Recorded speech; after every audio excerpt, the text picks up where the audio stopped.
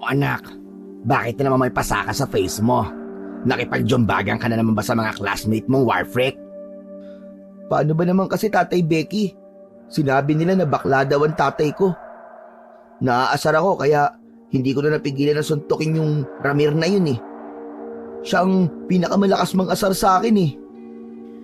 Ano ka ba naman, Liro? Di ba? Bakla naman talaga ako. Bakit ba kasi naaasar ka pa sa mga ganong comment na mga kaklase mo eh?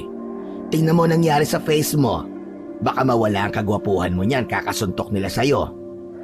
Alam mo, Liro anak, hindi ba ang sabi ko sa'yo, hindi sagot ang karahasan sa lahat ng bagay? Hindi naman po ako naaasar nang sinabi nila na bakla ka tay eh. Naaasar ako nang sabihin nila na mukha ka raw tikbalang. Akalain niyo yun? Ano? Sinabi ng kaklase mo yon?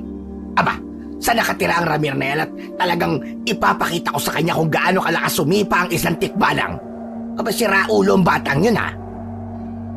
Agad na pinigilan ni Liro si Becky nang magtangka itong lumabas ng bahay. Tay! Tay! Akala ko ba hindi sagot ang karahasan sa lahat ng bagay? Bakit kayo ngayon ang gusto manakit at galit na galit kayo? Ay, oo nga pala anak. Ay, sorry naman. Ay, nadala lang ako ng aking emotion. Na-carried away lang ako.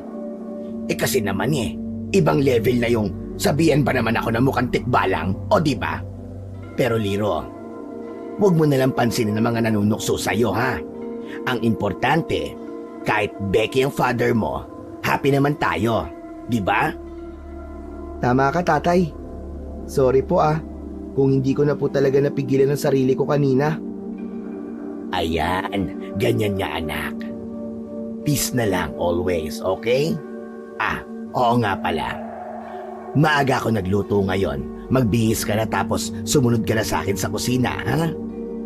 Sige po tatay, tamang-tama po. Kasi gutom na po ako eh. Pumasok si Liro sa maliit niyang kwarto para magbihis. Bata pa lang siya ay marami na ang nanunukso sa kanya dahil nga bakla ang tatay niya. Noon ay palagi siyang umiiyak pero nang magkaisip siya ay napagtanto niya na wala siyang dapat ikahiya na bakla ang kanyang tatay. Dahil kahit mag-isa lang itong nagpalaki sa kanya ay ipinaramdam nito sa kanya ang pagmamahal ng isang ama at ina. Ang totoo, ipinagmamalaki niya ng sobra ang kanyang tatay Becky sapagkat sa kabila ng pagiging bakla nito at panghuhusga na nakukuha nito sa mga tao dahil sa kasiraan nito ay naging responsable naman itong magulang para sa kanya. Matapos magpalit ng pambahay na damit ay nagtungo na si Liro sa kusina. Nagulat siya sa nakita niya roon. May pansit, soft drinks at cake sa lamesa. Nagtataka siyang napatingin kay Becky na nakangiti ng malaki. Hala, tay! Ang daming pagkain Ano pong meron? Ay nako, nakalimutan mo na ba? Debut ko ngayon anak. Joke lang. Happy 15th birthday anak. Ikaw talaga. Palagi mo nalang kinalilimutan ang birthday mo. Hindi agad nakapagsalita si Liro. Napatitig na lang siya sa maliit na cake na kinuha ni Becky sa lamesa. Hindi niya yon inasahan. Sa buong buhay niya, noon lang siya nagkaroon ng cake sa mismong kaarawan niya. Kaya't nang bumalik ang tingin niya kay Becky, hindi niya na napigilan ang mga luhang dumadaloy sa kanyang mga mata. Tay, maraming salamat po Pero baka malaki po ang nagastos niyo sa mga yan. Binili na lang po sana natin ng bigas. Ay nako, wag mo nang alalahanin yon. Malaki-laki ang sinahod ko ngayong linggo sa pagko-construction worker. O di ba? Araw-araw ako nagtatrabaho. Gusto ko kasi ngayong 15 ka na ay may paghandaman lang kita. Oh, nako, bakit ka nagka-cry anak? Hindi ba dapat happy ka? Masayang-masaya naman po ako ngayon Dahil ngayon lang po ako nagkaroon ng cake sa tanang buhay ko. Kaya nga Alam mo naman, hindi rich ang father mo. Saka, pasensya ka na kung maliit na cake lang ang nakayanan ko ha. Wala tayong budget sa malaking cake. Pero ang importante anak, magkasama tayong dalawa. Sobrang saya ko po talaga ngayon, tatay. Wala na po akong mahihiling pa. Ayun, speaking of healing, hindi pwedeng wala kang wish ngayong birthday mo. Kaya mag-wish ka na, tapos i-blow mo na itong candle mo. Ibinaba muna ni Becky ang cake sa lamesa at sinindihan ang kandila na naroon gamit ang isang posporo. Muli nitong kinuha ang cake at kinantahan si Liro ng happy birthday. Pumikit si Liro, hiniling niya na sana ay habang buhay silang magkasama ng tatay niya at humaba pa ang buhay nito para kapag kaya na niya ay makabawi na siya kay Becky sa lahat ng sakripisyo nito sa kanya. Matapos yon ay hinipan na ni Liro ang kandila.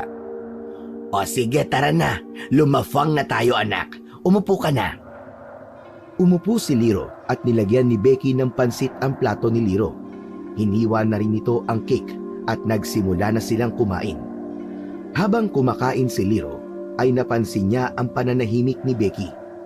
Panay ang tingin nito sa kanya na parang meron itong nais sabihin pero nagkakaroon ito ng pagdadalawang isip.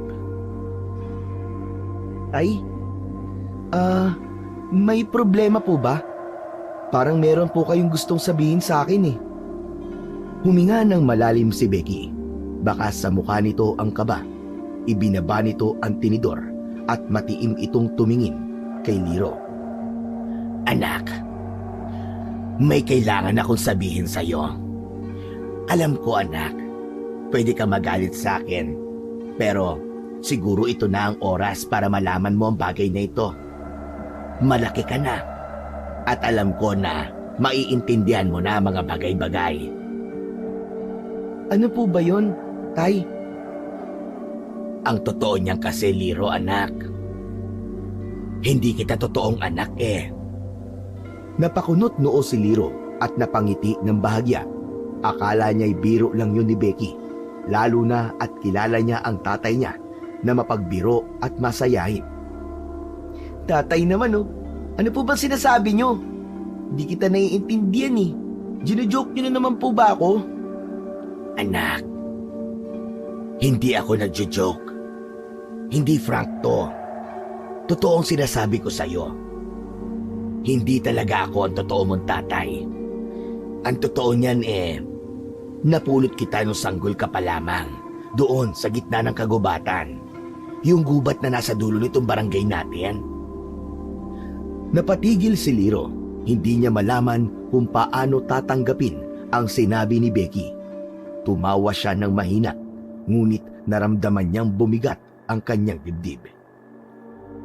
Tatay naman eh, pag teleserye naman kwento niyo sa akin eh.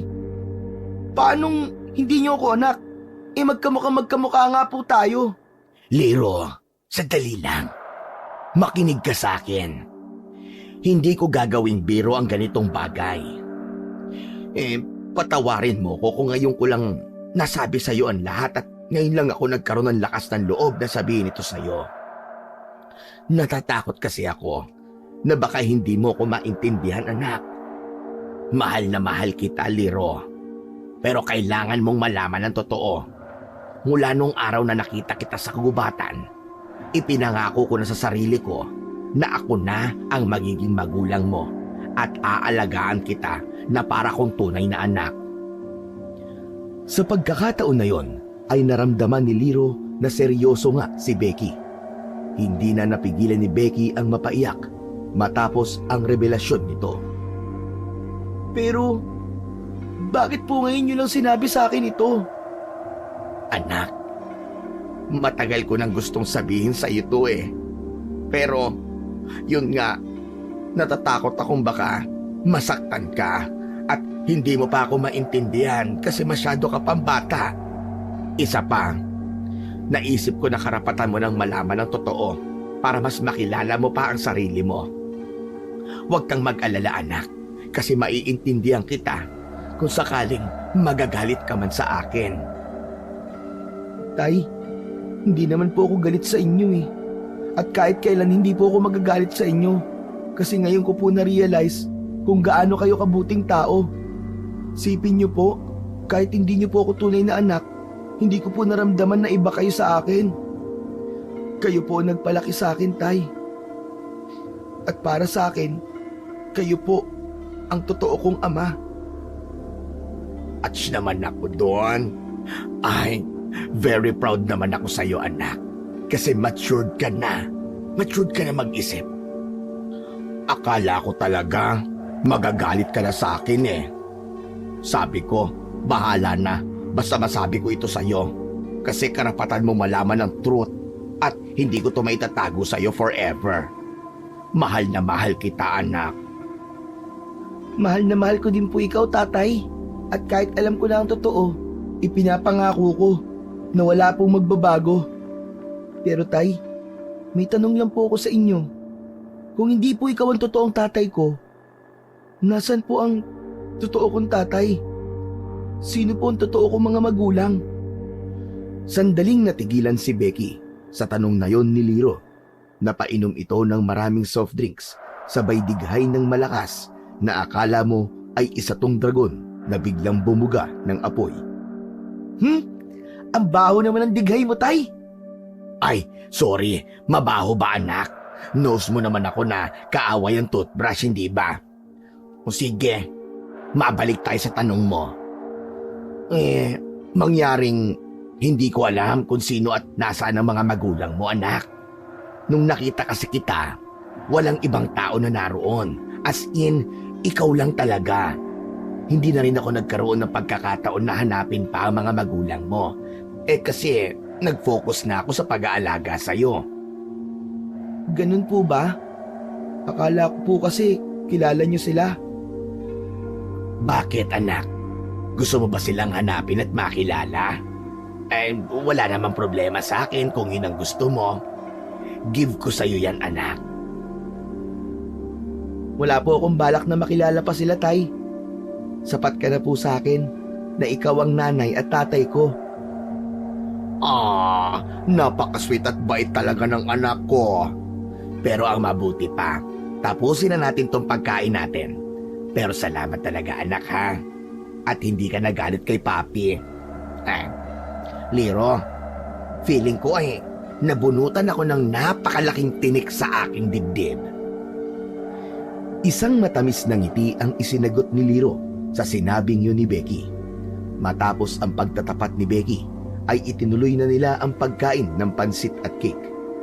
Sa kabila ng nalaman ni Liro, ay mas naramdaman niya ang pagmamahal ni Becky, ang ama niyang bakla na hindi siya iniwan at handang isakripisyo ang lahat para sa kanya. Kinabukasan, matapos ang huling subject ni Liro, ay lumabas na siya ng kanilang silid-aralan kasama ang matalik niyang kaibigan na si Ompong. Pauwi na sila sa kanilang bahay at palagi silang sabay na naglalakad pauwi. Habang naglalakad ay nakatulala si Liro na parang wala sa kanyang sarili. Ika, parang ang tahimik mo ngayon, bro. May problema ba? Iniisip mo pa rin ba yung away niyo ni Ramir? Huwag ka mag-alala. Takot lang nun na magsumbong sa teacher natin. Kasi siya naman na nagsimula, di ba? Hindi naman si Ramir ang iniisip ko, Ompong eh. Wala naman akong pakialam sa kanya eh. Oh, anong iniisip mo? Huwag kang tatanggi. Kilala kita at alam ko kapag may problema ka. Kasi Ompong, may sinabi sa akin si Tatay Becky kahapon eh. Ang sabi niya sa akin, hindi niya ako totoong anak. Ampun lang niya ako. Ano? Ampun ka lang? Paano nangyari yun? Di ba, bata ka pa lang ay magkakilala na tayo tapos si Ma'am Becky na ang kasama mo? Kahit nga ako nagulat din eh. Akala ko pa nga nagbibiro lang siya eh. Ang sabi ni Tatay, nakita niya lang daw ako sa kagubatan at hindi niya alam kung sino nag-iwan sa akin doon. Naku, nakakagulat naman talaga yan, bro. Biruin mo, ang galing din talaga magtago ni Mang Becky ng secret, no? Naiintindihan ko naman si Tatay kung bakit hindi niya kagad sinabi sa akin. Pero alam mo, nagpapasalamat pa rin ako sa Diyos na si Tatay Becky ang nakakita sa akin nung baby pa ako. Kasi pinalaki niya ako ng maayos at itinuring niya ako na totoo niyang anak. Kung sa bagay. Kasi, baka kung sa iba ka napunta, pinagbili ka pa. O kaya, inalila ka. Gaya ng mga napapanood natin sa mga teleserye. Pero maiba ako, bro. Alam mo bang may natagpuan patay sa barangay namin? Hindi ko pa alam yan. Hindi naman ako nakatira sa barangay nyo eh. Ano raw ikinamatay? Hindi lang basta namatay, bro. Kundi pinatay. Grabe nga yung bangkay ng nakita ko eh. Ang daming sugat. Tapos wakwakin tiyan. Tapos basta wasak na wasak siya. Tapos nagkalat yung mga lamang loob. Ang bulong-bulungan nga dun sa amin eh. Aswang daw ang pumatay dun eh. Ano ka mo? Aswang? Teka, may aswang ba rito sa atin, bro? Parang wala naman ah. Baka mabangis na hayop lang yun o di naman kaya eh. Baka adik lang yung gumawa nun. Ewan ko ah. Hindi ko rin alam kung ano ang totoo eh. Pero grabe ang takot ng mga tao. Nagpamiting na nga agad sina kapitan sa mga tanod eh. Alam ko, gabi-gabi na silang magro-ronda. May mga nagsabi rin kasi na may aswang silang nakikita tuwing gabi. Hindi na nagsalita si Liro. Malaki ang parte ng isip niya na hindi naniniwala na aswang ang may gawa ng pagpatay. Sa tagal na niya sa lugar nila, kahit isang beses ay wala siyang narinig na kwento ng pag-atake ng aswang. Pagliko ni Liro sa kanto kung saan maghihiwalay na sila ni Umpong ng daan, ay napansin nila ang mga tao na nagtitipon sa harapan ng malaking bahay na dati ay walang nakatira. Umpong, tingnan mo yun oh. Bakit kaya may mga tao dyan? Di ko alam bro eh. Hindi ba matagal nang walang nakatira dyan? Oo nga eh. Tara, tingnan natin. Lumapit sila sa mga tao pero hindi na nila nagawang makasingit dahil sa dami ng tao na naroon. Sumuko na sila at nagdesisyon na umuwi na lang para makapagpahinga. Pagdating ni Liro sa bahay, nadatnan niya si Becky na nagluluto sa maliit nilang kusina. O anak, nandiyan ka na pala. Sakto kasi maluluto na itong ulam natin. Ginisang corned beef na maraming patatas at sibuyas. O diba, favorite mo to. Tay, may nakita po ako maraming tao sa malaking bahay na dati pong abandonado. Ano pong nangyayari doon? Ah, yun ba? May nakatira na doon ngayon. Isang mayaman na lalaki ang bumili ng bahay. Ang pangalan si ano nga ba yun? Sir Javier. Oo nga, tama. Javier ang pangalan niya. Sir Javier? Bakit parang bigla na lang may mayamang lumipat dito sa lugar natin? Ay nako, hindi ko rin alam anak. Pero alam mo ba na para siyang hulog ng langit dito sa San Andres? Bakit naman po, tay? Kasi sobrang bait ni Sir Javier. Biruin mo, bago pa lang siya rito, pero grabe na siya mamigay ng bigas at mga dilata sa mga tao rito sa atin. Ito nga niluluto kong corned beef galing sa kanya to. O diba? Mahilig siyang mamigay ng ayuda. Ibig sabihin, kaya maraming tao po dun sa bahay ni Sir Javier dahil sa mga pinamimigay niya? At isa po kayo sa mga pumunta ron? Correct ka dyan anak. Yun nga lang, kailangan mo munang makinig sa parang misa niya. Nagpapalaganap siya ng mga salita ng Diyos Pero hindi na ako nakinig ng misa.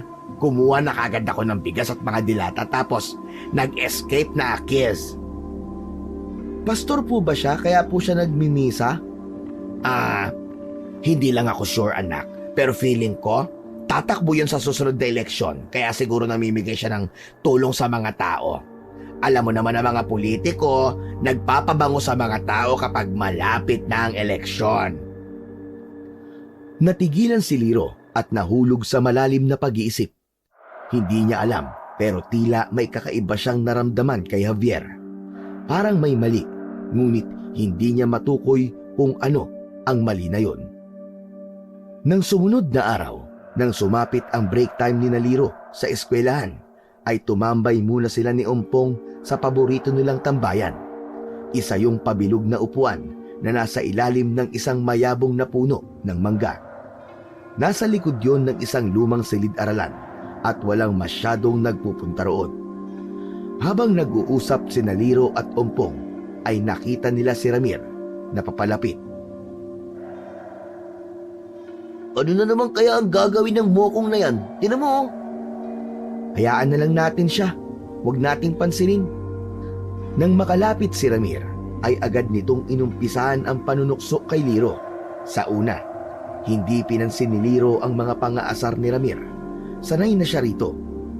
Pero nang paulit-ulit na banggitin ni Ramir ang tungkol kay Becky at ang pagiging anak ng bakla ni Liro, ay doon na siya daan-daan na nakaramdam ng galit. Hindi na nakapagpigil si Liro. Tumayo siya at hinarap si Ramir. Itinulak niya ito at kahit hindi ganong kalakas ang kanyang pagkakatulak, ay tumalsik ng malayo si Ramir. Gumulong ito sa lupa at nahirapang tumayo. Nagulat si Liro at hindi makapaniwala sa nangyari. Bumakas ang takot sa mukha ni Ramir. Hindi na nito nagawang makapagsalita at dali-daling tumakbo palayo. Kahit wala na si Ramir, ay tulala pa rin si Liro. Lumapit si Ompong sa kanya na nagulat din sa nasaksihan. Bro, ano nangyari? Paano mo nagawa yun? Yung kamay mo, biglang nagliwanag nang itulak mo si Ramir. Ha? Ano nagliwanag? Teka, wala naman ako nakitang nagliwanag ang kamay ko kanina. Ang ipinagtataka ko lang ay kung bakit tumalsik si Ramir ng malayo, kahit hindi naman ganun kalakas ang pagkakatulak ko sa kanya. Seryoso ako, bro. Hindi kaya... Nala, may superpowers ka. Nagugulo ang tiningnan ni Liro ang kanyang mga kamay. Hindi niya maunawaan ang sinasabi ni Ompong, pero may kakaibang pakiramdam siyang naramdaman ng sandaling yun. Tila may enerhiya na parang gustong kumawala sa katawan niya. Nang uwian na, ay inaya ni Ompong si Liro sa tabing dagat. Ang akala niya ay magpapalipas sila ng oras doon, ngunit may ibang plano pala ang kaibigan niya. Pagdating doon, ay naghanap si Ompong ng mga bato na may katamtamang laki. Ipinatong at inihanay nito ang mga bato sa ibabaw ng nakatumbang puno ng nyog. Anong gagawin natin sa mga batong yan? Hindi ako, kundi ikaw lang. Sige bro, paggalawin mo na ang mga bato na yan. Gamitin mo ang powers mo. Anak nang, ano bang kalokohan to bro? Wala akong powers, no? Anong wala? Eh yung ginawa mo kay Ramir kanina, hindi ba powers yun? Siguro dahil lang yun sa sobrang galit ko sa kanya, kaya naging ganun kalakas ang pagtulak ko sa kanya. Hindi lang yun bro, umilaw talaga ang kamay mo. Dito natin aalamin kung bukod doon ay baka kaya mo rin magpagalaw ng mga bagay-bagay. Sige na, subukan mo lang. Ramdam ni Liro na hindi siya titigilan ni Ompong hanggat hindi niya sinusunod ang gusto nito. Kaya naisipan niyang pagbigyan na lang ang nais ng kanyang kaibigan. Huminga ng malalim si Liro at tumitig sa mga bato. Pinilit niyang mag-concentrate, ngunit kahit anong gawin niya, hindi gumalaw ang mga yon. Nakaramdam siya ng pagkadismaya nang hindi niya nagawa ang utos ni Ompong. O, di ba? Hindi ko napagalaw kasi nga wala naman talaga akong powers. Puro ka talaga kalokohan, Ompong eh. Hindi, naniniwala ako na may kapangyarihan ka talaga. Hindi ako pwede magkamali kanina sa nakita ko. Sandali, maghahanap lang ako ng mas magaan na bagay. Luminga si Ompong sa paligid. Napakamot na lamang si Liro sa likod ng ulo dahil pakiramdam niya ay walang kwenta ang ginagawa nila ni Ompong. Nang makakita si Ompong ng maliit na lata, ay pinulot nito yon. Inalis nito ang bato sa nakatumbang puno ng nyog at ipinalit nito roon ang lata. O sige, subukan mo na ulit. Mas magaan na yan kaya siguro madali mo na yung mapapagalaw. Muling tumitig si Liro at nag-focus. Inilagay niya ang lahat ng enerhiya niya sa gitna ng mga mata niya at paulit-ulit niyang inisip na mapapagalaw niya ang lata gamit lamang ang kanyang utak. At sa isang iglap, biglang gumalaw ang lata. Tumilapon yun at dumiretso sa noo ni Ompong. Aray ko! Aray! Sa dami ba naman ng pwedeng tamaan, bakit ako pa? Ay, sorry Umpong. Hindi ko sinasadya. Naku, may bukol ka. Ang laki. Ayos ka lang ba? Aray! Huwag ka mag-alala. Ayos lang ako. Malayo naman sa bituka to eh. Hindi naman masakit eh. Anong hindi? Tumigil ka nga. Parang naduduling ka na nga eh. Sandali. Tingnan ko nga yung bukol mo. Lumapit si Liro kay Umpong at marahang hinawakan ang bukol sa noo nito. Nagulat si Liro nang biglang nawala ang bukol ni Umpong nang hawakan niya yon. Kinapa ni Umpong ang noo nito at namangha siya. Bro! Napawala mo yung bukol ko. May kapangyarihan ka rin na magpagaling. Ibang level na to. Tama nga hinala ko. May superpower ka nga. Oo, tama ka nga Umpong.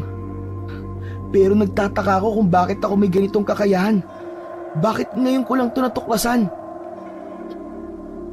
Teka, may tinulungan ka bang matandang babae? Baka yun na nagbigay sa'yo ng kapangyarihan. Wala naman akong tinutulungan matandang babae o kahit na sino eh. Pero Umpong, kailangan nating ilihim to ha. Baka kung ano pa ang sabihin ng ibang tao kapag nalaman nila na may ganito akong kakayahan eh. Oo bro, sikreto lang natin to, promise. Hindi ko ito ipagsasabi sa kahit na kanino.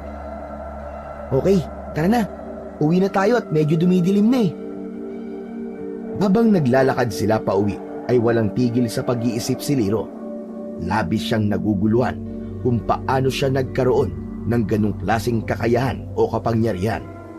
Ngunit isa lang ang sigurado siya, at yun ay ang kailangan niya itong ilihim kahit pa sa tatay niya. Isang umaga, walang pasok sa school si Liro, kaya kahit sumikat na ang araw ay tulog pa rin siya. Nagising siya dahil sa ingay ng mga tao sa labas ng kanilang bahay. Sinubukan niyang bumalik sa pagtulog pero hindi niya na nagawa. Napilitan na lang siyang bumangon at lumabas ng kwarto. Ilang araw na ang lumipas mula nang magkaroon ng sunod-sunod na patayan sa kanilang lugar. Usap-usapan ng mga kapitbahay nila na aswang daw ang salarin sa mga taong pinatay. Dahil yon sa mga bangkay na natatagpuan na halos walang dugo at ang iba'y gutay-gutay na parang nilapa ng isang mabangis na hayop. Nagtungo siya sa kusina para kumain. Habang kumakain si Liro ay lumabas si Becky sa banyo. Bagong ligo ang tatay niya. Tay, ano po yung ingay sa labas? Ay nako anak, nagkakagulo na naman ang mga tao. Mamimigay na naman kasi si Sir Javier ng bigas at dilata sa bahay niya. Talaga palang hindi pa rin siya humihinto sa pamimigay ng pagkain dito sa lugar natin ha? Saan pala ang punta mo, tay? E di saan pa? E di sa bahay ni Sir Javier. Magmimisa daw siya ulit eh. Pagkatapos ng misa, mamimigay na naman siya ng ayuda. O diba? O di go ako. Sama ka ba anak? Ayoko, tay. Ikaw na lang. Hindi ko alam ha, pero kahit hindi ko pa nakikita si Sir Javier, hindi po maganda ang kutob ko sa kanya eh. Hoy anak, wag kang ang OA ha. Saka marami tayong nakukuhang bigas at dilata kapag dalawa tayong pumunta ron. Ilang araw din natin kakainin yon. Pero tay, Ay nako, wag ka nang maarte. Total Sabado naman ngayon eh. Wala kang pasok, diba? O, sumama ka na lang sa akin. Sige na, go na. Tapusin mo na yung pagkain mo. Huwag ka nang maligo para makaalis na kagad tayo, ha? alam ni Liro na wala na siyang magagawa kapag ang tatay na niya ang nagsalita. Tinapos na niya ang pagkain at mabigat ang loob na kinuha ang kanyang sombrero. Pagdating ni Liro at Becky sa harap ng malaking bahay ni Javier, ay marami na ang mga tao roon. Tila lahat ng residente ng barangay ay naroon. Napatitig si Liro sa napakalaking mansyon ni Javier. Sa maikling panahon ay napaganda kagad nito ang dating abandonadong bahay. Napansin niyang maraming tao ang pumapasok sa loob ng malaking sala na ginawa ng parang simbahan. Pumasok na rin sina Liro at Becky. Sa gitna ay naroon si Javier. Matangkad at malaki ang katawan. Nakasuot yun ng puting damit na parang pari. Tinitigan ni Liro si Javier mula sa malayo at doon niya napansin ang kwintas na suot nito. May isang pulang kristal sa gitna ng pendant na halos kasing laki ng bola ng golf. Tay, tingnan mo yung kwintas ni Sir Javier. Oo nga eh. Ang ganda-ganda ng kwintas niya, no? Siguro, mahal yun. Tay, para pong may kakaiba sa kwintas niya. Biglang bumigat ang pakiramdam ko nang makita ko yun. Ay nako, tumigil ka na nga dyan sa kakaisip mo ng kung ano-ano. Tumahimik ka na at magsisimula na ang misa ni Sir Javier. Nagsimula nang magsalita si Javier at tahimik na nakinig ang mga tao. Hindi nawala kay Liro ang kakaibang pakiramdam na dulot ng kwintas ni Javier. Habang nagbabasbas ito at sinasabing lahat ay maliligtas sa pananalig, may parte sa loob ni Liro na hindi mapakali. Matapos ang misa, pumila ang mga tao para kunin ang mga bigas at dilata na ipinamimigay ni Javier. Nasa dulo ng pila sina Liro at Becky, at habang papalapit sila sa harapan, mas lalong lumalalim ang kaba ni Liro. Pagdating nila sa unahan, doon na nakita ni Liro si Javier ng malapitan. Lalo siyang natakot nang tumingin ito sa kanya ng diretso na para bang tumatagos sa kanyang pagkatao ang mga mata nito. May kakaiba akong nararamdaman sa'yo. Anong pangalan mo, binata? Hindi agad nakasagot si Liro. Para bang natuyuan siya ng laway at nanigas ang kanyang panga. Nakatingin lang siya kay Javier. Hindi siya makagalaw habang ramdam na ramdam niya ang bigat ng presensya nito. Ay, nako Sir Javier, pasensya ka na po sa anak ko ha. Mahiyaan po kasi yan eh. Liro po ang pangalan niya. Liro, napakagandang pangalan. Bagay na bagay sa'yo, iyo. Maraming salamat po, Sir Javier. Oh, eto na ang bigas at dilata mo. Sana'y makatulong yan sa inyo kahit paano. Bumalik ka rito uli, Liro. Wala na namang nasabi si Liro. Nang makatanggap na sila ng mga bigas at dilata, ay agad niyang hinila si Becky palayo sa lugar na yon. Tila may nagbulong sa kanya na kailangan niya ng lumayo ng mabilis mula kay Javier. Habang naglalakad sila pauwi, napansin ni Becky ang pananahimik ni Liro. Anak, bakit parang takot na takot ka yata kay Sir Javier ha? Hindi ko nga po alam, tay. Parang may kakaiba po talaga sa kanya. Yung kwintaso niya, yung mga mata niya. Hindi ko po maipaliwanag eh. Pero nakakatakot po talaga siya. Nako, kung ano-ano na namang naiisip mong bata ka, mas mabuting isipin mo na lang itong mga biyaya na natatanggap natin mula sa kanya.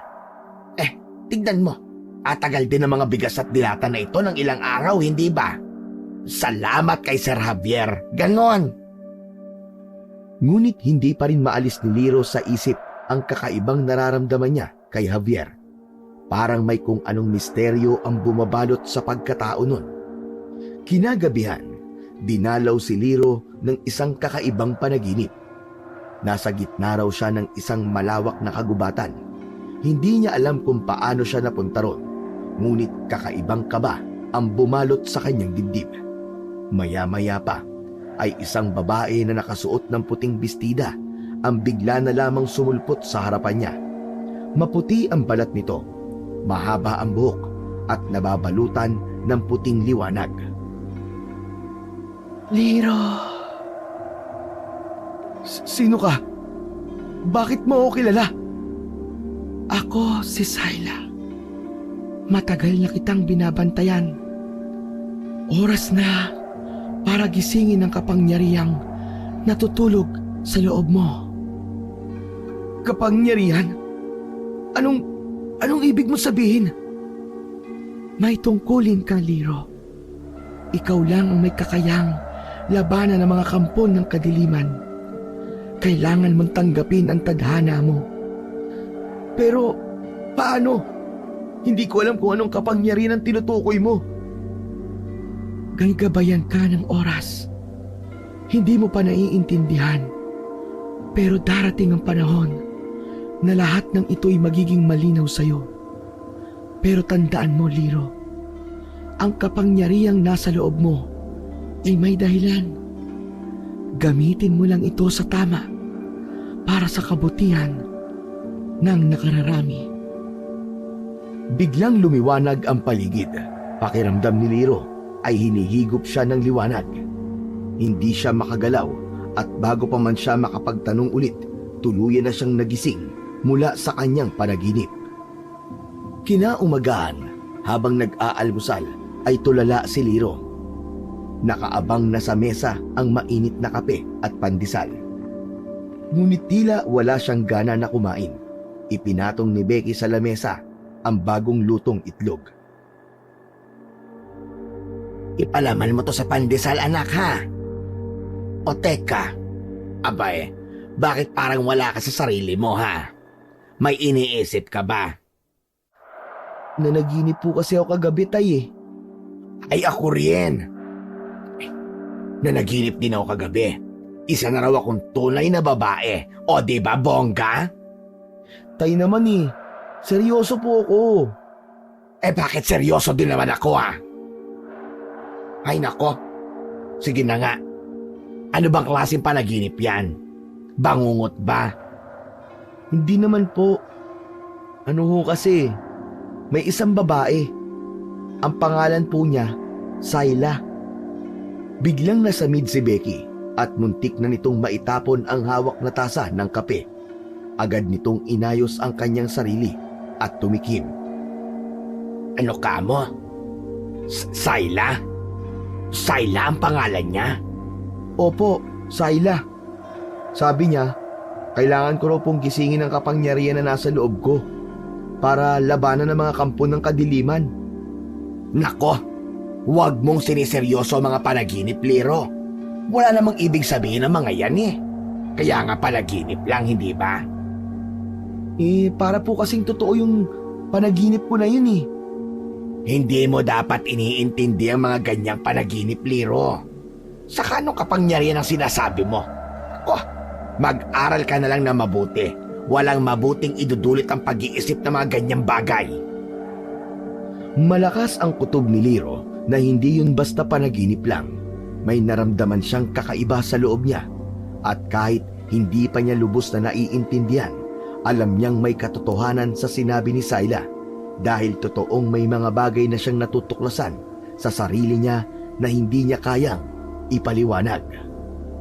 Isang gabi, nagtungo si Liro sa peryahan sa barangay ni Naumpong. Naglaro sila ng color game at nang manalo na siya ay umuwi na siya. Habang mag-isang naglalakad ay naramdaman niyang parang may sumusunod sa kanya.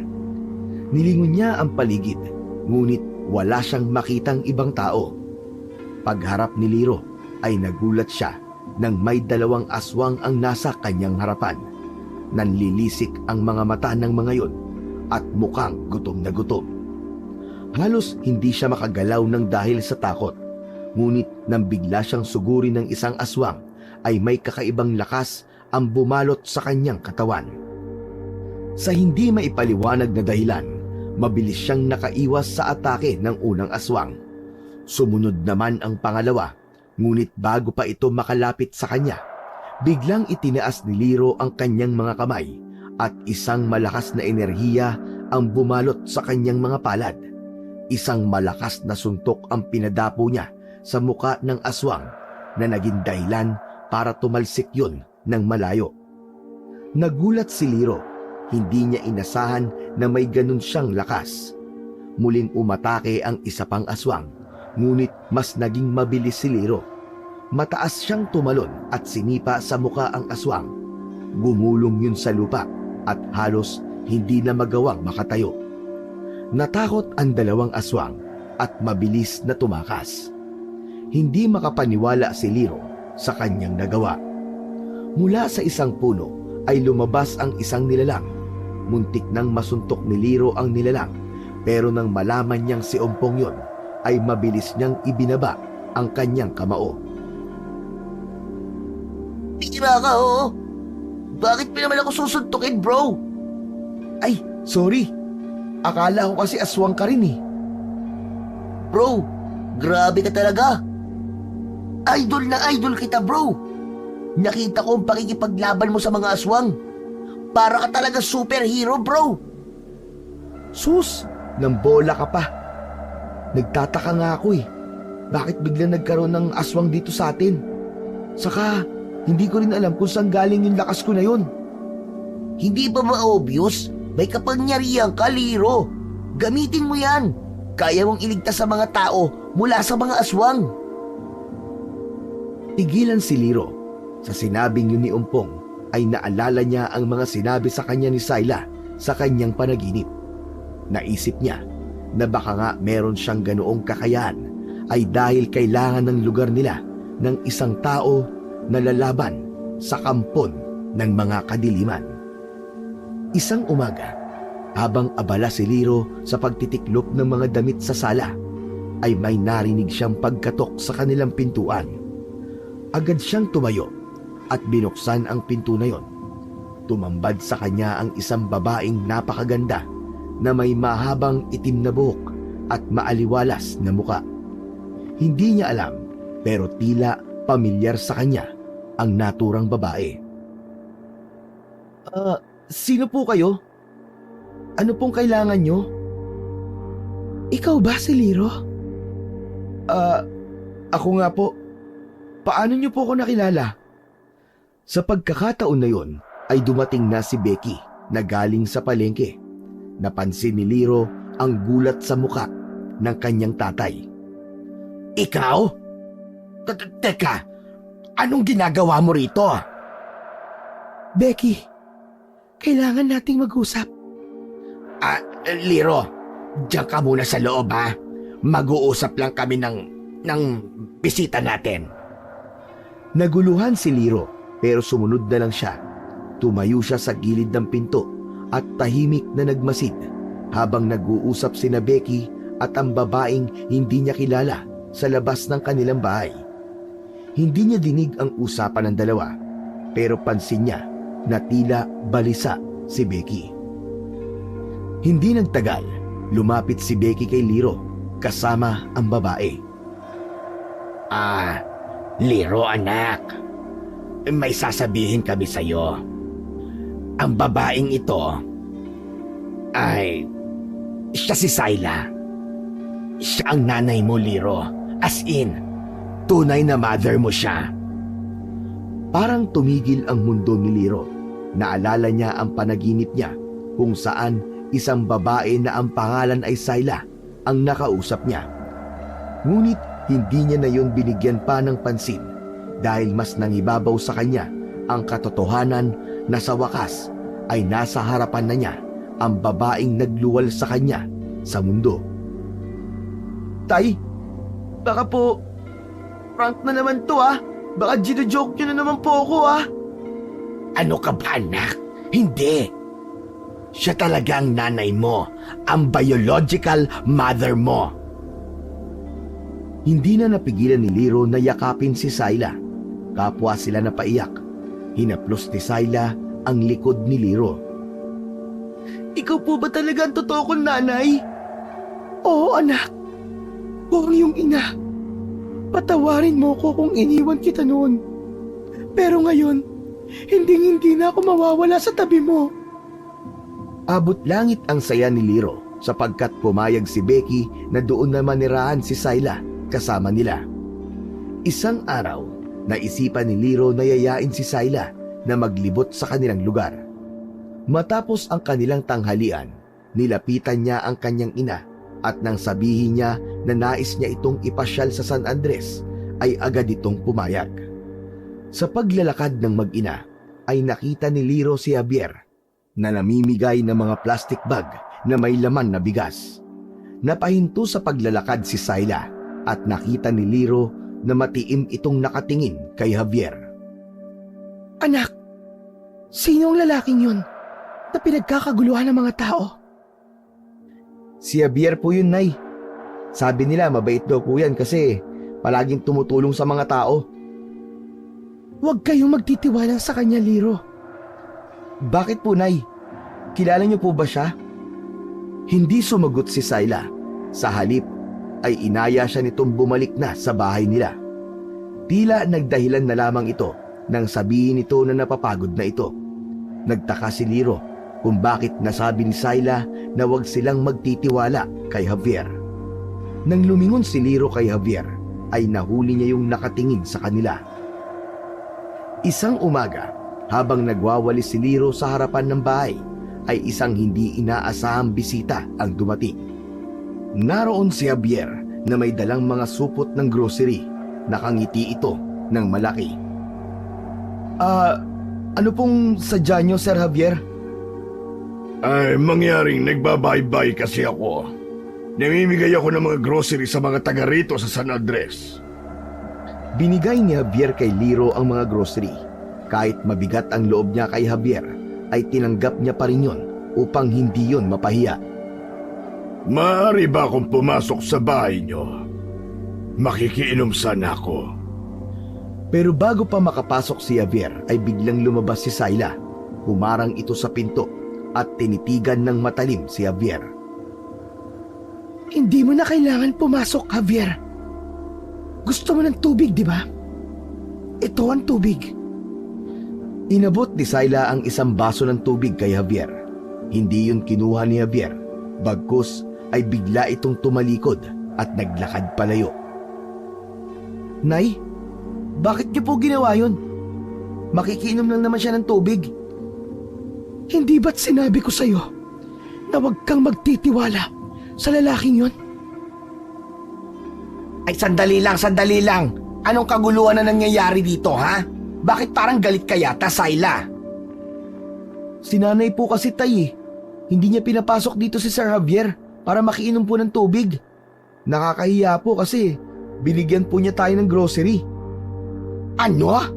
Aba, bakit mo naman binasto si Sir Javier, Sayla? Paano kung hindi niya na tayo bigyan ng grocery?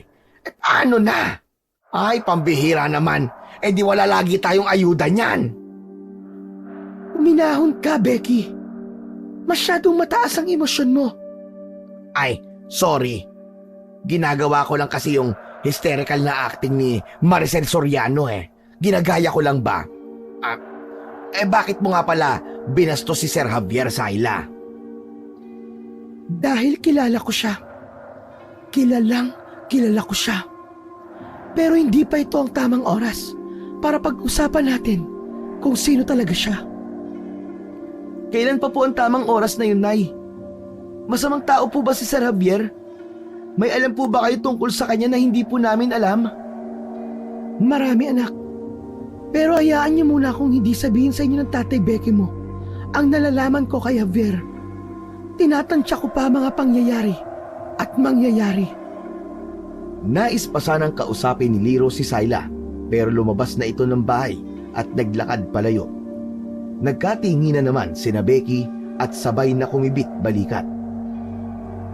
Ay, alam niyo po ba ang sinasabi ni nanay tungkol kay Sir Javier? Abay, balay ko ba dyan sa nanay mo? Hindi ko rin alam. Hindi ko nga kilala si Sir Javier eh. Pero teka lang. Nako ha, hindi kaya ex ng mudra mo si Sir Javier tapos sinaktan siya nito? Ay Diyos ko, broken-hearted pala ang mother dear mo, Liro. Puro ka naman talaga kalokohan, Tay. Pero para kasing kilalang-kilala ni nanay si Sir Javier, no? Oo nga, yan nga din ang napansin ko. Sana naman sabihin na sa atin ni Sayla kung anong nalalaman niya kay Sir Javier. Nagpatuloy ang kanilang pag-uusap. Alam nilang may malaking lihim na bumabalot kay Sayla at kay Javier. At yun ang nais malaman ni Liro. Kinagabihan, 2:00 na ng madaling araw, ngunit gising na gising pa rin si Liro. Hindi siya mapakali sa pagkakahiga. Kinakabahan siya nang hindi niya alam ang dahilan. Pakiramdam niya ay may mangyayaring masama. Maya-maya pa, napabalikwas ng bangon si Liro nang makarinig siya ng sigawan ng mga tao sa labas ng kanilang bahay. Tila may kaguluhan na nangyayari ng sandaling yun. Sumilip si Liro sa bintana ng silid niya. Nang hilakbot siya, nang makita niya ang mga tao na hinahabol at inaatake ng mga aswang. Lalabas na sana siya ng silid niya nang makita niya si Sayla na lumabas mula sa pinto sa likod ng kanilang bahay. Halatang nagmamadali ang nanay niya na parang may importante yung gagawin. Nag-alala siya para kay Sayla dahil hindi ligtas na lumabas pa ito gayong may nangyayaring pag-atake ng mga aswang sa labas ng kanilang bahay.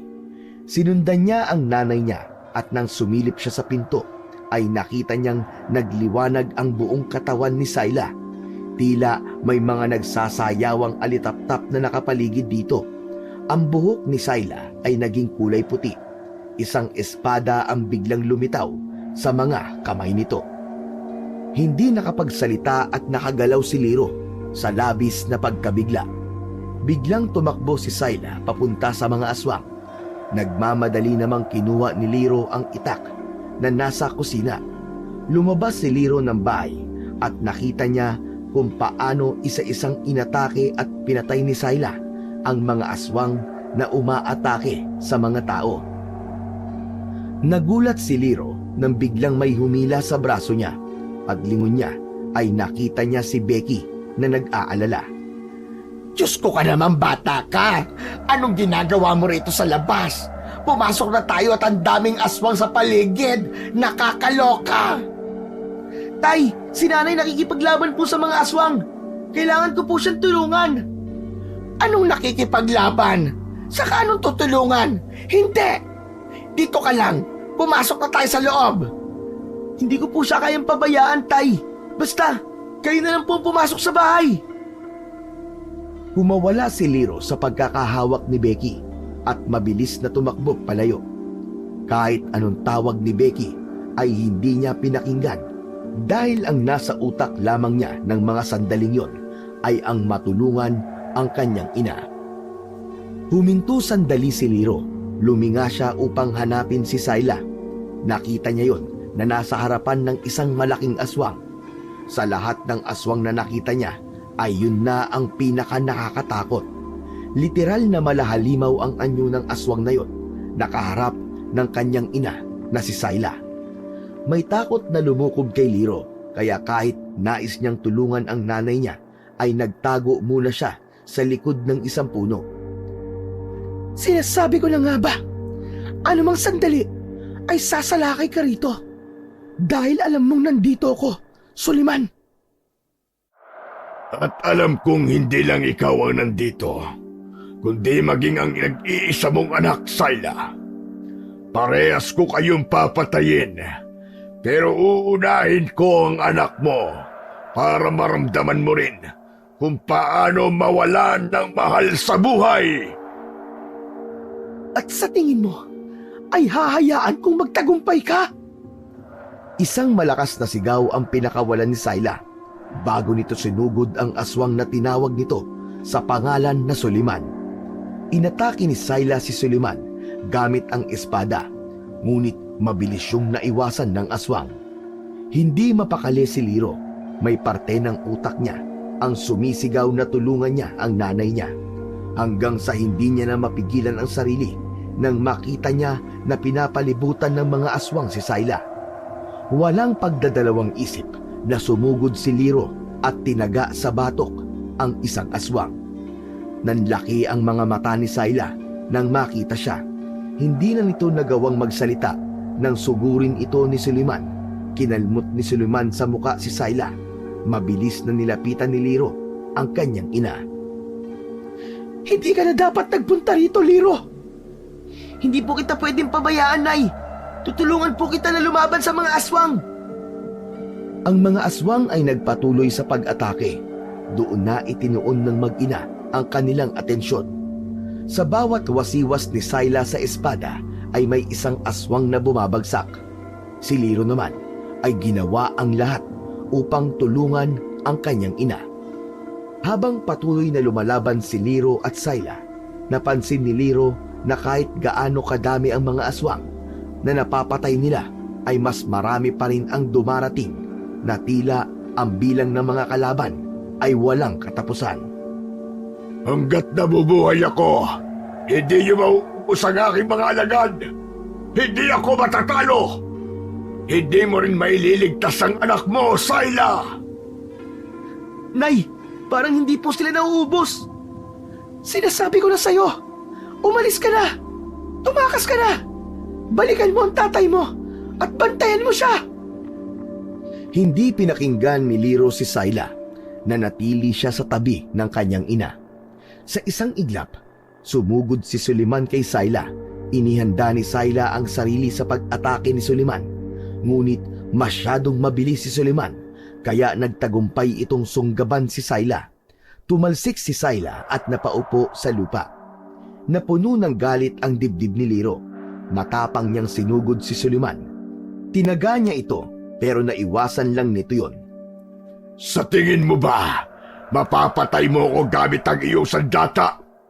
Bakit hindi mo bitiwan yan at gamitin mo ang iyong kapangyarihan sa akin? Sa lahat ng aswang, ikaw ang pinakamadaldal! Tinangka ni Liro na umatake ulit. Sa pagkakataon na yon, ay naramdaman niya ang paglabas ng kanyang enerhiya mula sa kanyang kaloob-looban.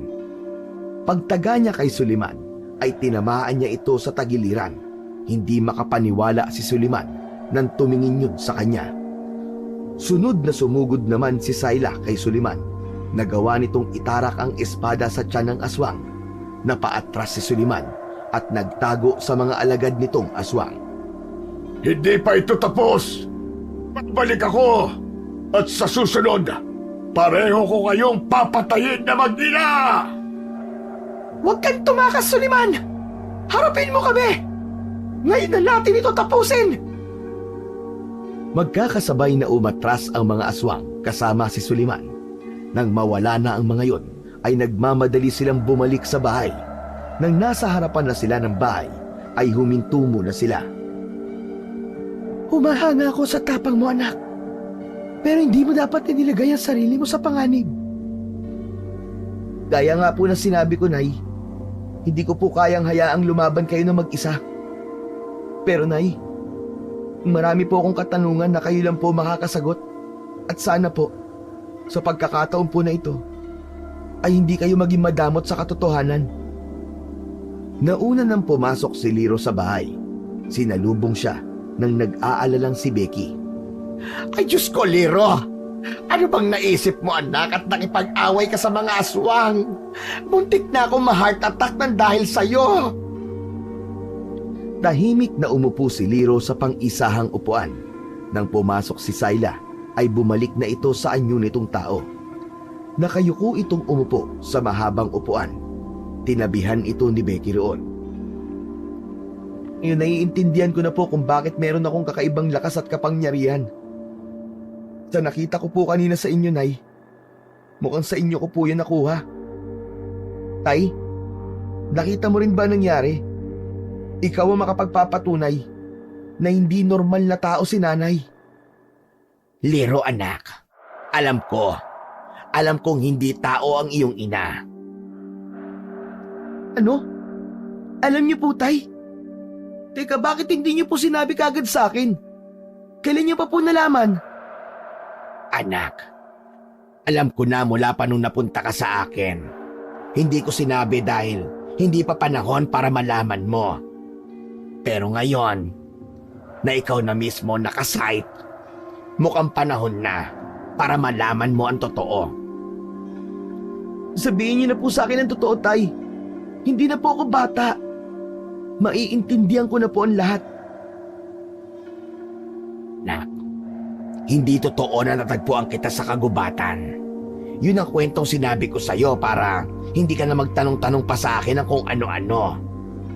Ang totoo, anak, bigla na lang lumitaw si Syla dito sa bahay ko. Dala ka nung sanggol ka pa. Ipinagkatiwala ka ni Syla sa akin kapalit ng mga ginto. Sinabi niyang alagaan kita at hindi ko dapat hayaan na malaman mo kung sino ka talaga hanggat hindi pa dumarating ang tamang panahon. Huminga ng malalim si Liro at tumingin kay Syla. Nangilid ang luha ng nanay niya. Sino ka ba talaga, Nay? Ano ba talaga kayo? Liro, anak. Panahon na para malaman mo lahat. Hindi ako isang ordinaryong tao. Isa akong diwata. At kaya kami kapangyarihan ay dahil hindi ka isang tao, anak. Isa kang diwata, Nay. Tama ba ang narinig ko? Tama ang narinig mo, Liro. Isa akong diwata. At ang ama mo ay isang engkantado. Pero hindi lang ako basta diwata, anak. Dahil ako ang reyna ng ating kaharian. At ikaw, Liro, ikaw ay isa ring engkantado na namumuhay sa mundo ng mga tao. Anak kita at tagapagmana ka ng trono ng ating kaharian. Kaya pala may kapangyarihan ako. Pero bakit niyo lang po sinabi sa akin? Bakit niyo po kayo binigay kay Tatay Becky? Ginawa ko yun, anak, para protektahan ka. Maraming gustong pumatay sa atin, lalo na si Suliman, ang pinuno ng mga aswang. Siya ang aswang na nakalaban natin kanina. Matagal ka na niyang hinahanap dahil alam niyang ikaw ang kahinaan ko. Pero kung kagaya niyo ko, bakit ngayon ko lang natuklasan na meron akong kapangyarihan? Unti-unti nang nagigising ang iyong kapangyarihan, anak. Marahil, kaya hindi agad lumabas ang kapangyarihan mo dahil dito ka lumaki sa mundo ng mga tao. Walang nagsanay sa'yo. Hindi mo na yan mapipigilan, anak. Kaya kailangan na kitang sanayin sa paggamit ng iyong mga kakayahan. Kailangan mong matutuhan kung paano magamit ang kapangyarihan mo na nasa loob ng iyong katawan. Huminga ng malalim si Liro dahil sa malinaw na ipiniliwanag ni Syla at Becky ay agad niyang naintindihan ang lahat. At sa pagkakataon na yon, alam niya na may digmaan siyang kakaharapin. Kailangan ko po bang lumaban kay Suliman? Oo, anak. Siya ang pinakamalaking panganib sa atin sa ngayon. Kaya simula bukas, sisimulan na natin ang pagsasanay mo. Kailangan mo lang matutunan kung paano kontrolin ang iyong kapangyarihan. Darating ang araw, anak, na ikaw mismo ang magiging sandata laban kay Suliman at sa kanyang mga alagad na aswang. Naiintindihan ko po kung bakit kailangan kong labanan si Suliman, Nay. Pero gusto ko po talagang malaman kung bakit niyo ako kinailangang ipamigay. Bakit ako gustong patayin ni Suliman? Noong ipinanganak kita, nagsimula na ang pag-atake ni Suliman sa ating kaharian. Nang malaman niya na isinilang kita, ay nagbanta siya na papatayin ka niya. Kaya napagdesisyonan kong daling ka sa mundo ng mga tao. Huminto nga sa pag-atake si Suliman, pero hindi ako nakakasiguro na hindi na siya muling susugod. Alam kong hindi ka magiging ligtas kung kukunin ulit kita kay Becky. Kaya mas pinili kong huwag ka na munang kunin. Pero Nay, bakit niyo ho sinasabi ngayon sa akin ng lahat ng to? Dahil ba magagamit niyo na ako panlaban kay Suliman? Hindi naman sa ganun, anak. Isa pa, dalawa tayong lalaban sa kanya. Nararamdaman ko na nandito sa lugar niyo si Suliman. Kaya nangamba ko na alam niya rin na nandito ka, Liro. Nakikihalubilo siya sa inyo na parang isang normal na tao. Si Javier, ang tumutulong sa mga tao rito. Siya si Suliman. Kaya ako sinabi sa inyo na huwag kayong magtitiwala sa kanya. Kahit anong pagtatago niya sa tunay niyang katauhan, ay makikilala ko pa rin siya. Ano ka mo? Turalo ba yung mga sinasabi mo, ha, Syla? Si Javier? Si Javier, si Suliman? Ang hari ng mga aswang? Oo, Becky. Nagpapanggap siya na isang mabuting tao para hindi siya mapaghinalaan na isa siyang pinuno ng mga aswang. Ano po ba ang dahilan kung bakit nagkaroon ng hidwaan si Suliman at ang mga diwata? Ano po ba talaga ang nangyari? Doon na ikinuwento ni Syla kay Liro ang dahilan kung bakit nais siyang patayin ni Suliman. Ayon kay Syla, ay dating normal na tao si Suliman. May isang pagkakataon na nahuli ng mga tao si Syla. Si Suliman ang tumulong kay Syla para makatakas. Bilang ganti ay binibigyan ni Syla ng ginto si Suliman kapag kailangan ito. Ngunit hindi na kontento si Suliman. Gusto nito ng mas marami, kaya nagsimula itong magnakaw ng ginto sa kaharian ni Syla. Ano po ang ginawa nyo nang malaman nyo po na pinagnanakawan ka ni Suliman? Siyempre, nagalit ako anak. Sinabihan ko siyang hindi na ako magbibigay ng kahit na ano. Simula noon, nagbago si Suliman.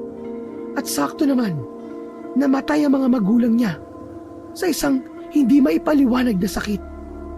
Inisip ni Suliman na ako may gawa nun sa mga magulang niya. Kahit wala naman akong kinalaman, sinisi niya ako. At mula noon, naging layunin na niya ang paghihiganti. Hindi lamang sa akin, kundi sa lahat ng diwata.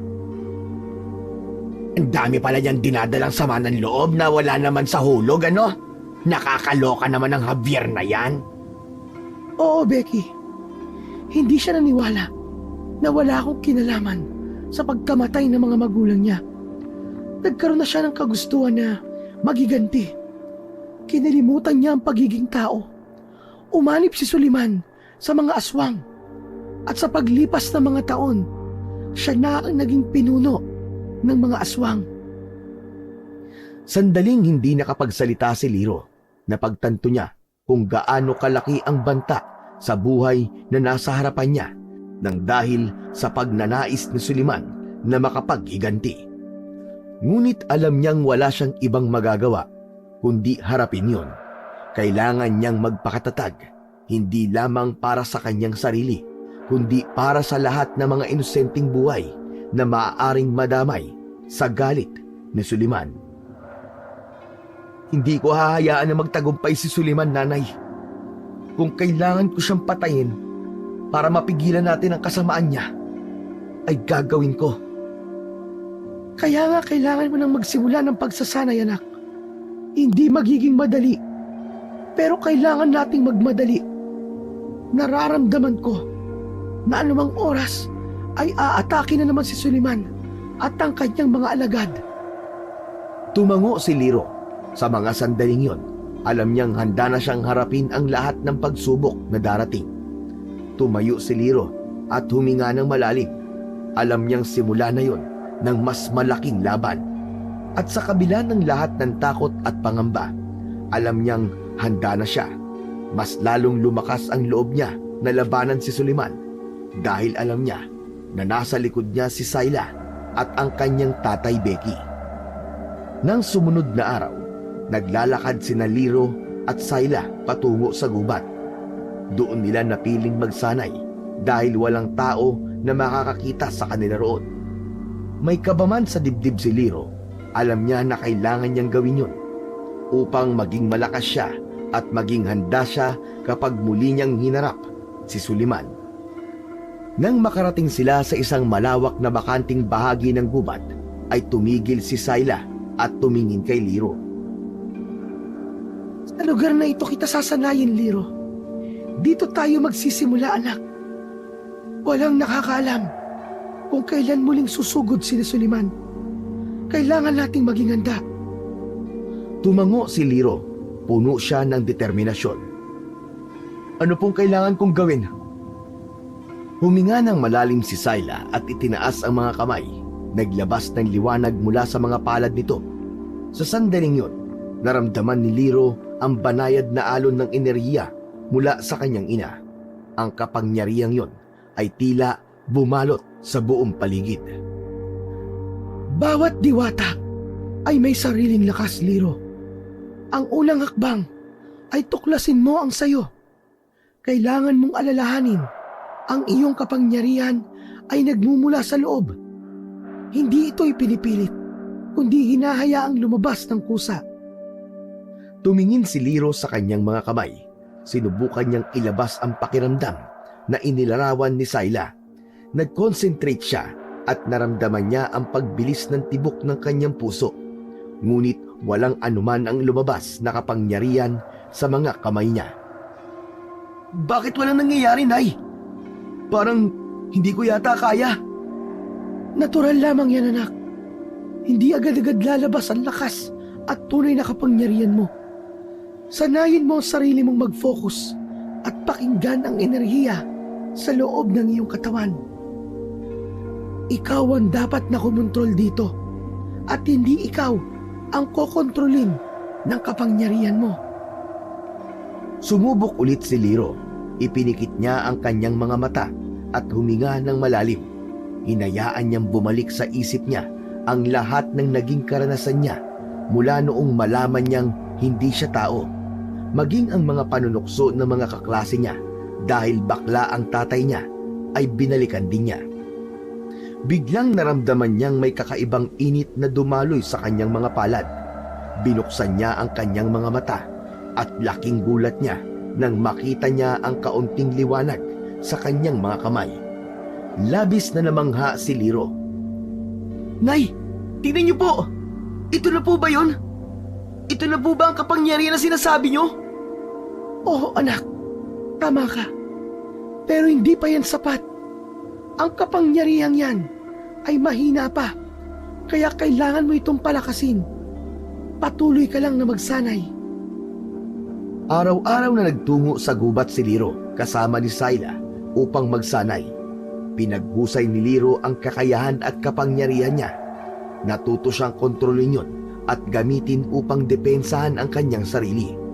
Sa bawat araw ng pagsasanay nila ay naramdaman niya na mas nagiging malakas siya at mas lumaki ang tiwala niya sa kanyang sarili. Isang araw, habang nagpapahinga matapos ang pagsasanay, ay umupo si Liro sa tabi ng kanyang ina. Nay, may gusto po pala akong itanong sa inyo. Ano yun, anak? Sino po ang tatay ko? Nasaan po siya? Sandaling tumahimik si Syla. Maya-maya pa ay isang malalim na paghinga ang pinakawalan nito. Matagal na siyang pumanaw, Liro. Isa siyang mandirigma sa ating kaharian. Napaslang siya ni Suleiman, anak, nung unang beses na umatake si Suleiman sa atin. Napakasama po pala talaga ni Suleiman, Nay. Mas lalo tuloy ako nagkaroon ng dahilan para tapusin na ang kasamaan niya. Nay, gustong-gusto ko na po siyang patayin. Naiintindihan ko ang galit mo, anak.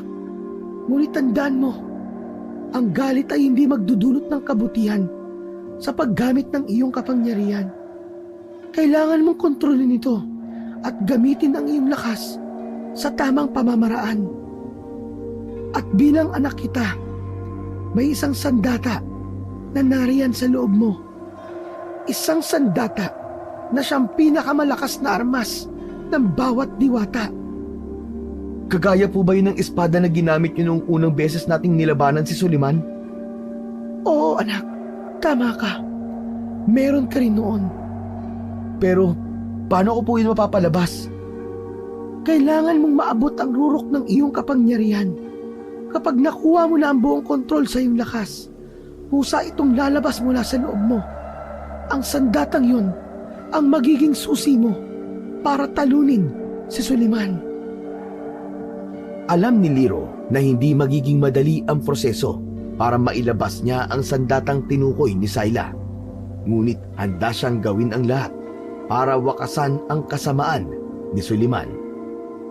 Matapos ang maikling pahinga ni Liro at Syla, ay muli nilang itinuloy ang kanilang pagsasanay.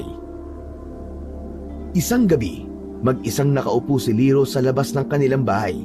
Nakatingin siya sa mga bituin. Inisip niya kung ano ang mangyayari sa sandaling muli silang magkaharap ni Suleiman. Makalipas lamang ang ilang sandali, tumabi si Becky sa kanya. Liro, anak. Kumusta naman ang pagsasanay niyo ni Syla?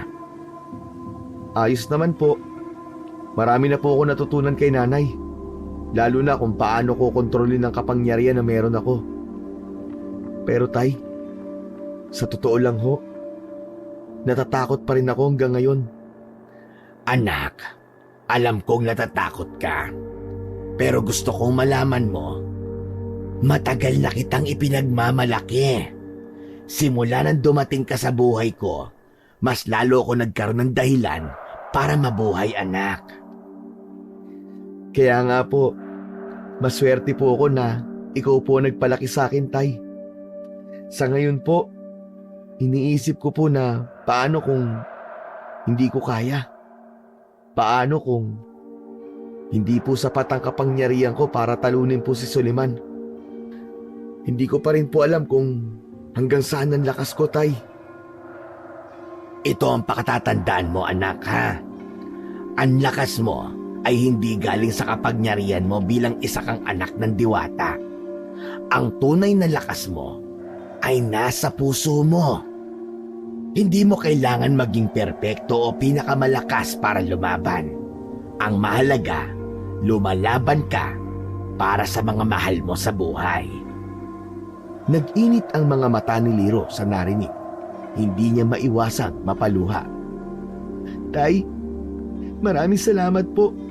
Hindi niyo po alam kung gaano ko pinapahalaga ng lahat ng ginagawa niyo para sa akin. Kung hindi po dahil sa inyo, hindi ko po alam kung nasan po ako ngayon. Ay nako, anak. Basta ito lang ang tatandaan mo, ha? Ako pa rin ang papi mo, ang tatay mo.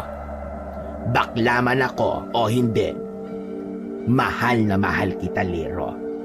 Walang makakapantay doon. Anak, alam ko na magtatagumpay ka sa laban mo kay Suliman. Kasi walang kasamaan ang nagwawagi sa kabutihan. Niyakap ni Becky si Liro ng mahigpit. Nang dahil sa mga sinabi ni Becky, ay mas lalo siyang nagkaroon ng lakas ng loob na harapin si Suliman. Isang madaling araw, ang katahimikan ay nabasag dahil sa mga sigawan ng mga tao na takot na takot. Dahil doon ay nagising si Liro. Nagmamadali siyang lumabas ng kwarto niya. Mula sa kwarto ni Becky ay lumabas din si Sayla. Nagkatinginan silang dalawa. Nandito na sila, anak. Kailangan na nating maganda para sa isang digmaan. Huwag ka mag-alala, Nay. Matagal ko nang hinihintay ito. Matagal na akong handa. Magkasabay na lumabas ng bahay si Liro at si Sayla. Naglalagablab ang puso ni Liro sa kagustuhan na matalo si Suliman. Nakita ni Liro ang mga taong nagkakagulo. Handa na siya sa pagkakataon na yon. Maya-maya pa ay nakarinig sila ng nakakakilabot na halakhak mula sa kanilang likuran. Lumingon sila at nakita nila si Suliman. Nilinlang mo ang mga tao! Nagpakita ka ng kabutihan para hindi sila maghinala na ikaw ang dapat nilang katakutan. Pero sinisiguro namin na ngayong gabi, magwawakas na ang kasamaan mo, Suliman! Hindi porke umatras ako nung una, ay ganun ulit ang mangyayari ngayon, Liro. Kung meron mang mamamatay ngayong gabi, ay kayong dalawa yon ng nanay mo at lahat ng mga tao sa lugar na ito. Hindi ka magwawagi, Suliman! Itinaas ni Sayla ang dalawang kamay at may nakakasilaw na liwanag na lumabas sa katawan nito. Nang mawala ang liwanag, ay may hawak ng espada si Sayla at nag-anyong diwata na ito. Agad na umatake ang mga alagad ni Suliman kina Liro at Sayla. Nagsimula ang isang matinding labanan. Si Sayla ang humarap sa mga aswang, habang si Liro naman kay Suliman. Nagngingit-ngit si Suliman at ngumisi ng malaki. Nilapitan nito si Liro. Ako ang harapin mo, Suliman! Nakakainsulto naman. Isang mahinang kagaya mo ang lalaban sa akin? Nasaan na mga diwata na alagad ng iyong ina, Liro? Tawagin niyo sila para maging sila ay maubos ko na rin. Hindi na namin sila kailangan dahil kayang-kaya namin kayo ng aking ina! Mabilis na umatake si Suliman at nagsimula ang isang makapigil hininga na laban. Sinubukan ni Liro na ibigay ang lahat ng kanyang lakas, ngunit tila mas malakas at mas mabilis si Suliman kumpara sa kanya. Napuruan si Liro ng isang malakas na suntok mula kay Suliman. Tumilapon siya at bumagsak sa lupa. Hindi pa roon nagtapos ang pag-atake ni Suliman. Kinalmot nito si Liro sa dibdib. Tumalon ang pinuno ng mga aswang palayo kay Liro at malakas na tumawa. Hindi ka sapat para sa akin, Liro. Sayang ka. May dugo ka ng isang diwata, pero wala kang kwenta. Masyado pang maaga para magsalita ka ng ganyan, Suliman! Duguan na tumayo si Liro. Nakita niya ang mga tao sa baryo, kasama si Becky na takot na nanonood sa laban mula sa hindi kalayuan. Sa puntong yun, tila nawawala na ang pag-asa ni Liro. Muling umatake si Suliman. Natigilan si Liro nang makita niya na balak nitong sunggaban siya sa leeg. Ngunit bago pa ito makalapit sa kanya, ay biglang humarang si Becky sa pagitan ni Liro at ni Suliman. Bago pa man maitulak ni Liro palayo si Becky, ay kinagat na ito ni Suliman sa leeg. Natigalgal si Liro nang duguang bumagsak sa lupa si Becky. Nanginginig sa labis na puot ang buo niyang katawan.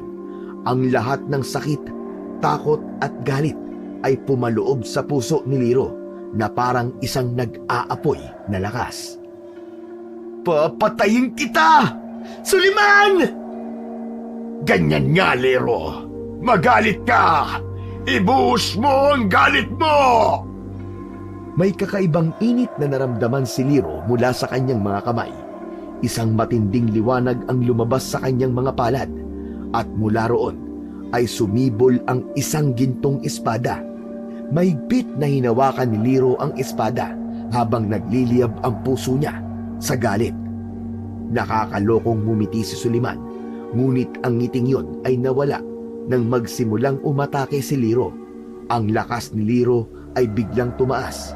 Pursigido na siyang wakasan ang buhay ni Suliman, gaya ng ginawa nito sa kanyang tatay-tatayan. Ang bawat pag-atake ni Liro gamit ang espada ay bumabaon at humihiwa sa iba't ibang parte ng katawan ni Suliman. Ngunit mabilis na naghihilom ang mga sugat ni Suliman, kaya napagtanto ni Liro na kailangan niyang malaman kung ano ang kahinaan ng pinuno ng mga aswang. Malakas na sumigaw si Liro, at nang akmang ihahampas niya ang espada kay Suliman, ay nagawa nitong pigilan yon. Inipit ni Suliman ang talim ng espada sa pagitan ng mga palad nito at nagtama ang kanilang mga mata. Pinatay ng nanay mo ang mga magulang ko. Nangyayari ang kaguluhan na ito nang dahil sa kanya. Wala siyang kinalaman sa bagay na yon. Itong paghihiganti mo, wala itong kwenta. Dahil naghihiganti ka sa nilalang na walang ginawang masama sa'yo. Kasinungalingan! Kung yan ang pinaniniwalaan mo, wala na akong magagawa. Tatapusin na kita, Suliman! Naniniwala ka talaga na matatalo mo ko? Ako ang pinakamalakas na nilalang sa mundong ito! Biglang sumigaw si Sayla mula sa likod ni Liro habang patuloy na nililigtas ang mga tao mula sa mga natitirang aswang. Liro anak, kailangan mo masira ang kwintas si Suliman. Doon ang gagaling ang kapangyarihan niya. Napatingin si Liro sa suot na kwintas ni Suliman. Malakas niyang sinipa si Suliman sa tiyan. Napaatras naman ang pinuno ng mga aswang at nabitiwan nito ang talim ng espada ni Liro. Mabilis na itinarak ni Liro ang espada sa tiyan ni Suliman at agad din niya iyong hinugot. Nakita ni Liro ang gulat sa mukha ni Suliman nang magsimula siyang umatake ng mas mabilis. Nanlilisik ang mga mata ni Liro habang tinitingnan ang kwintas na kumikislap sa leeg ni Suliman. Nandoon ang kanyang atensyon. Muli, umatake si Liro, ngunit sa pagkakataong yon ay mas binilisan pa niya. Ginamit ni Liro ang natitira niyang lakas hanggang sa nakita niya na bumaba ang depensa ni Suliman na kanina pa niya hinihintay. Malakas niyang itinarak ang espada sa kwintas ni Suliman. Nabasag ang kwintas at kumalat sa kung saan-saan ang mga piraso nun, habang ang talim naman ng espada ay dumiretso sa pagbaon sa dibdib ng pinuno ng mga aswang at tumagos yun hanggang sa likod nito. Matapos yun ay hinugot na ni Liro ang espada at mabilis siyang naglaho sa kanyang kamay. Isang malakas na sigaw ang kumawala sa lalamunan ni Suliman. Napaluhod ito sa lupa. Kita sa mukha nito na hindi ito makapaniwala sa pagkatalo nito. Nagimbal si Liro nang unti-unting bumalik sa pagiging tao si Suliman. Ngunit hindi pa roon natapos ang pagbabagong anyo nito dahil ang dating matipunong katawan ni Suliman ay naglaho na rin. Naging isa itong matandang payat at kulubot ang balat. Padapa itong bumagsak sa lupa. Nang makita ng mga tao ang nangyari kay Suliman, ay sumugod ang mga yon. Galit at takot ang nagtulak sa mga yon upang pagtulong-tulungan na saktan si Suliman. Hinampas nila si Suliman ng mga pamalo, bato at anumang hawak nila hanggang sa tuluyan na ito namatay.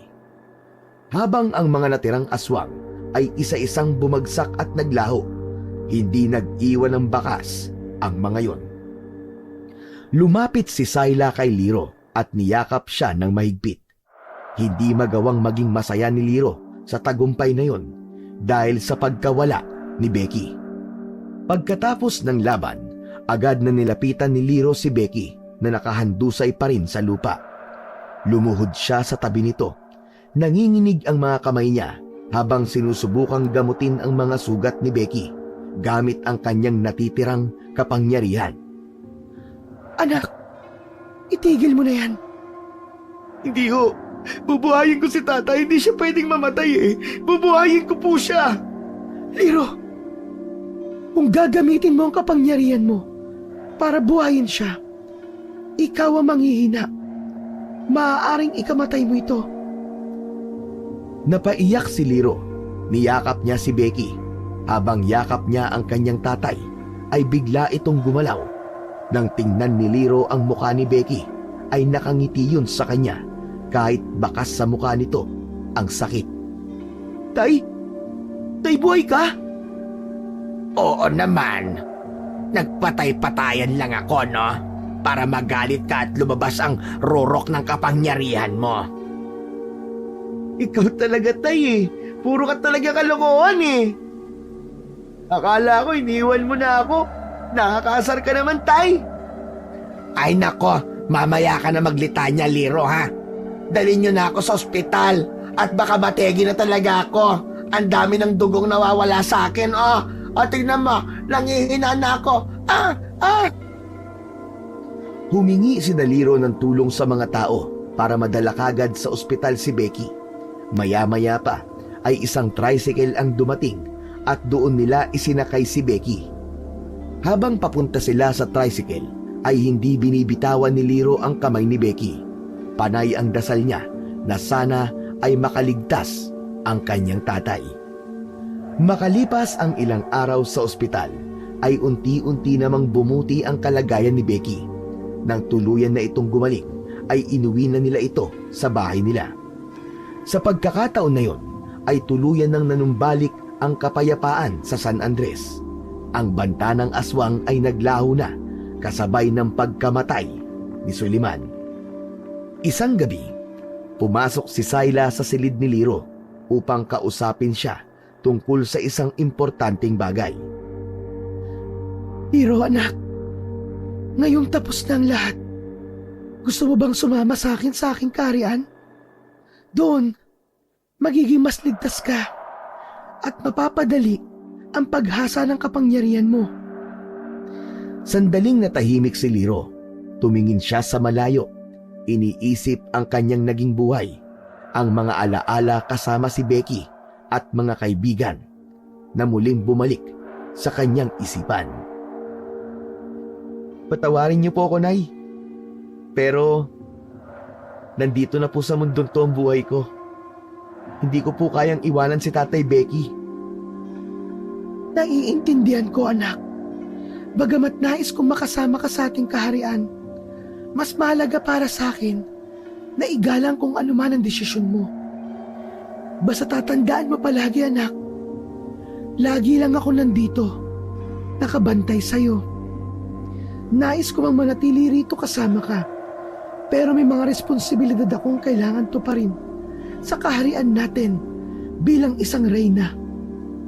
Huwag mong kalilimutan, anak, na ipinagmamalaki kita at mahal na mahal kita, anak ko. Nagpalitan sila ng mga ngiti at mahigpit silang nagyakap. Sa gabing yon ay umalis na si Syla. Malungkot man si Liro na hindi niya na ito araw-araw nakasama, ay naniniwala siya na palagi itong nasa paligid, nakamasid sa kanya at binabantayan siya gaya ng sinabi nito. Makalipas ang ilang araw, nilisan ni Liro at Becky ang San Andres. Hindi na nila kinaya ang labis na atensyon na ibinigay ng mga tao sa kanila. Nagtungo sila sa isang lugar na walang nakakakilala sa kanila. Isang maliit na bahay sa gilid ng bukirin ang kanilang naging bagong tahanan. Paminsan-minsan, dumadalaw si Syla kina Liro at Becky. Ngunit kahit wala na si Suliman, alam ni Liro na anumang oras ay maaaring may panganib na namang dumating. At sa pagkakataon na yon, ay hindi na siya takot. Kahit anong oras ay handa si Liro na muling makipaglaban kapag umatake muli ang puwersa ng kadiliman.